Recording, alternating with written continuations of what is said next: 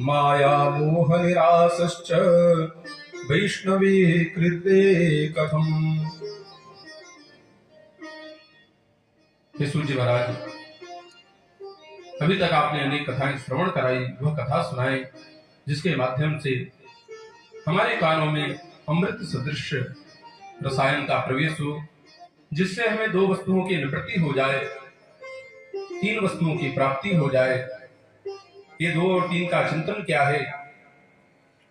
भक्ति ज्ञान वैरागाणाम, तीन वस्तुएं भक्ति ज्ञान वैराग्य। भक्ति की प्राप्ति हो जाए, ज्ञान की प्राप्ति हो जाए, वैराग्य की प्राप्ति हो जाए और माया मोह की निवृत्ति हो जाए। श्रीमद् भागवत जी में भक्ति ज्ञान वैराग्य का प्रकाश हुआ है, उल्लेख हुआ है। भक्ति ज्ञान वैराग्य का चिंतन किया गया है।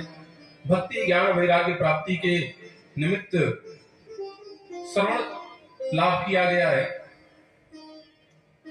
इसीलिए भागवत जी को त्रिवेणी की भी संज्ञा दी जाती है।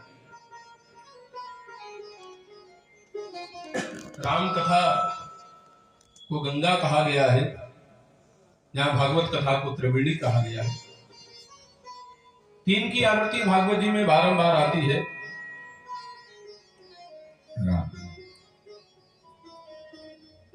भागवत त्रिवेणी का जो लेखन स्थल है, व्यास जी का आश्रम सरस्वती जी के तट पे है, शम्याप्रास आश्रम।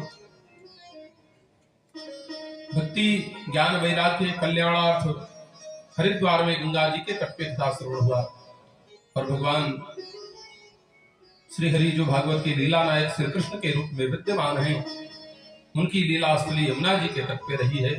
इसलिए भागवत जी को त्रिवेणी भी कहा गया है।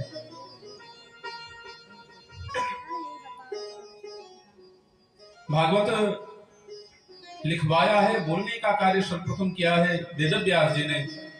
लिपिबद्ध करने का